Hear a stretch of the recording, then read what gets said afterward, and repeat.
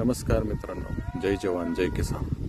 खरीप हंगामातील कपाशी या क्षेत्रामध्ये आपण आहोत आणि दुपारच्या झालेल्या पावसामुळे या ठिकाणी कपाशी पिकाला नवसंजीवनी या ठिकाणी भेटलेली आहे. खूप छान ते जिरायत क्षेत्र आहे. तसं पावसामुळे याला खूप प्रमाणात जीवनदान भेटलं. खत त्या ठिकाणी मागं टाकलं होतं. आपण पाहूया, हा ओल आहे. ओल त्या ठिकाणी चांगली आहे, त्याच्यामुळे खरोखर जीवनदान त्या ठिकाणी या कपाशी पिकाला मिळालेलं आहे.